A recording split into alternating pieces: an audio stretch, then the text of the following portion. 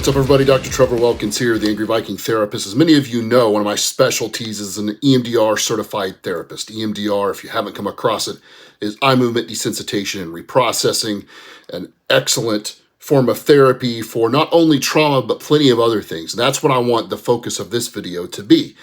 There are many misconceptions that EMDR is only for single trauma events and reprocessing that event. And while that is certainly what it was created for in the first place, what most of the research early was done for, we've been able to show, not only in offices like my own, but across this nation with the thousands and thousands of EMDR certified therapists, that it can be used for so many more things. And the idea is not that we're trying to necessarily expand this reprocessing of EMDR to force it into other areas. It's that we're using the adaptive information processing model, what we use in EMDR to understand what's going on in the brain, and that created this EMDR type of therapy, understanding what's going on, and we're using that in symptom regulation, because many of these symptoms are going to come from things just like trauma, if not the trauma itself. Let me explain where some of this will come from. Obviously, we can process trauma. I've seen that in my office. We've seen that in research over and over again, creating those new neural pathways by slowing down the limbic system with bilateral stimulation, allowing that trauma to process. There's also some dual attention to it, things that maybe I'll get into a little more technically in other videos. While we're doing that, it's also going to work for complex trauma. So complex PTSD, while not a complete diagnosis in the DSM yet, although it may be soon, I'm not sure how that gets changed. The complexity is just this ongoing trauma over time. The single incident may be something like you come in and you're scared for some reason to get into a car. You can't drive over a certain bridge. And maybe you even know why that is. Maybe 6 weeks or 6 months or 6 years ago, you were in a massive car wreck. Maybe somebody died because of a result of that. Maybe you hold some hopelessness or helplessness or not good enough. Maybe you were involved in the actual collision. Maybe it was on a bridge and now you're scared to go over. That's that single use trauma, that single event trauma that we're going to use EMDR for. The complexity, though, and what I love about EMDR is it will treat things like complex PTSD. We may be looking at a series of traumas we need to work through. Is it things like 9/11, car crashes, stabbing, shootings, the loss of somebody? Or did it start early in your life? Not feeling safe, trauma that happened from a family member, trauma that happened that made you understand in life that maybe the world wasn't a good place, maybe it wasn't safe. Maybe you had to learn that too early in life. Maybe you had to learn that before 7 when that prefrontal cortex starts to come online, that thinking brain that I've talked about in so many other videos.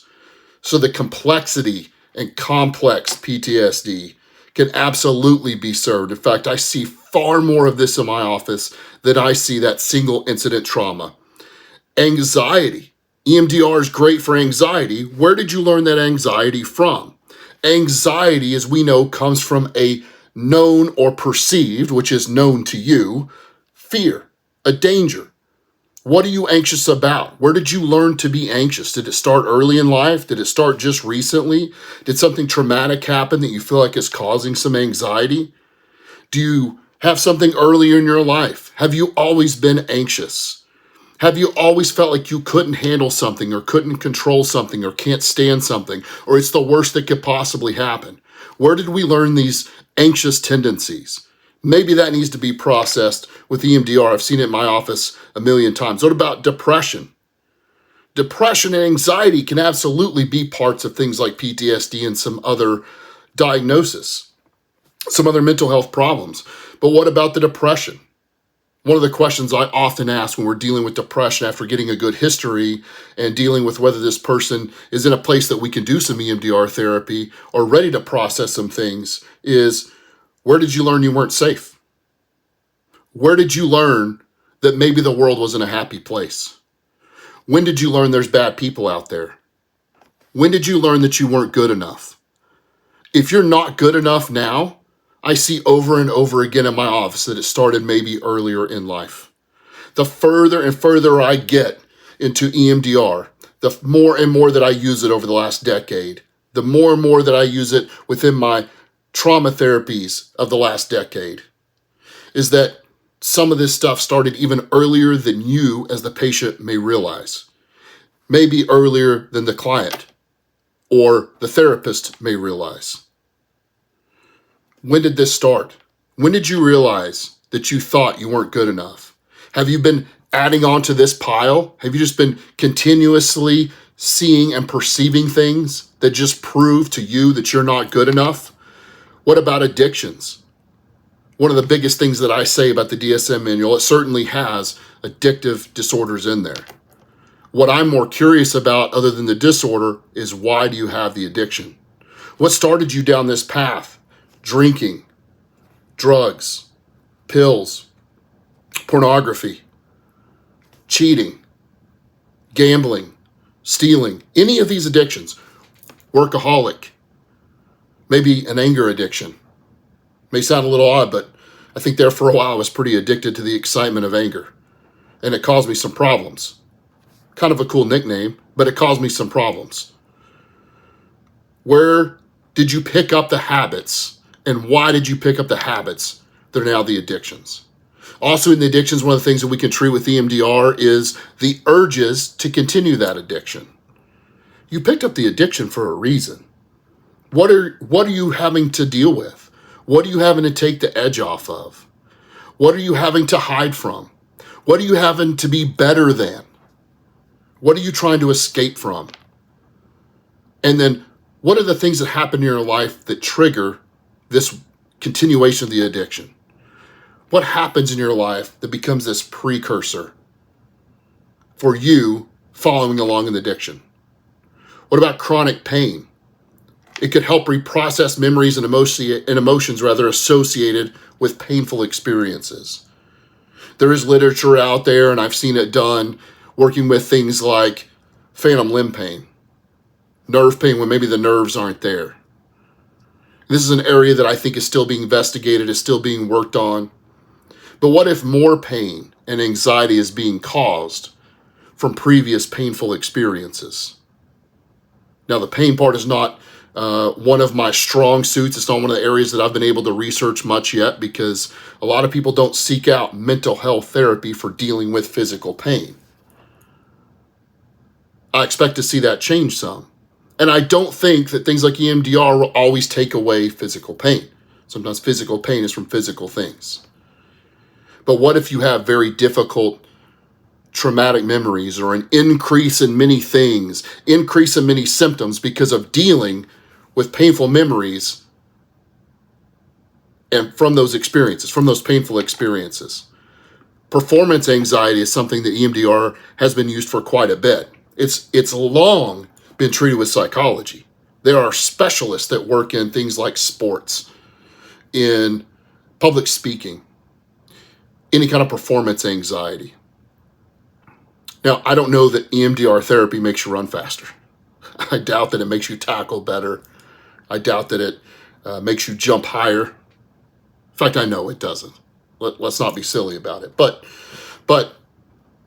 what if some of those things are being hindered by your anxiety? What if your inability to feel like you can go do your job, do the thing that you need to perform at, or do the thing that makes you money, or the thing that puts food on your table for your family, is being hindered by this overwhelming sense of anxiety about this upcoming performance? What if there is reminders of previous times that it went bad? EMDR is a three-pronged model: present, past, and future. Not just past. So many EMDR therapists that do it because they feel uncomfortable only focus on past events. EMDR is three-pronged. We also work on the future and how it should go, how you see yourself doing. Maybe we need to work on those past experiences that are causing some of the anxiety first, and then we work on future performance. We literally have a template for that. I've done it in my office many times and saw people be able to go into performance, whatever that might be: athletic, academic, dealing with other people, performance. I've seen them over and over again go in with much stronger confidence and less anxiety, and therefore more able to do what they want to do. What about grief and loss? Well, some of this grief and loss may sound like it falls directly under PTSD, and it might. But what if it is grief from a loss? Now, I tell people often in my office that grief is completely natural and normal. And if you're not grieving, maybe we need to talk. When you lose somebody, there should be a time for grieving. There should be a time to go through the motions, go through the emotions as well, of dealing with a loss.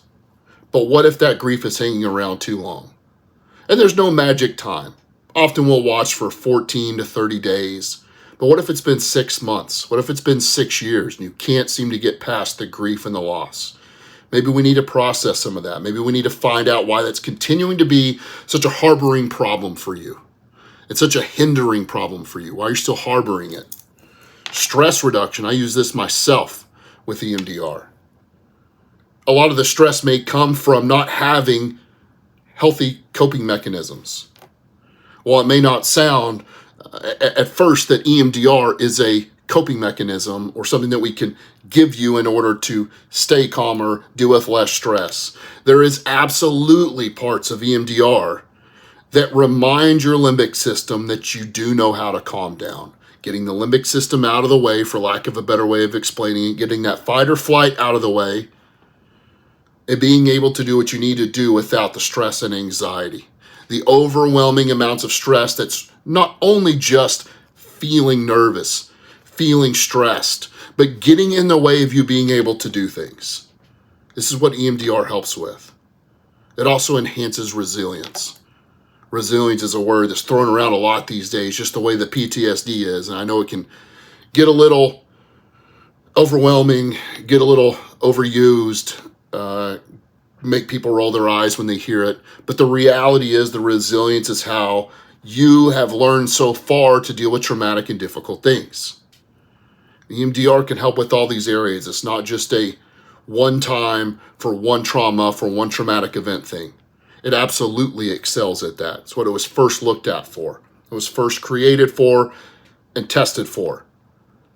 But now we're integrating all kinds of things, attachment-focused types of EMDRs, family system type of EMDR. Personally, REBT and EMDR together. I think they work so well, especially for those cognitive interweaves and understanding the filter that happens within the brain.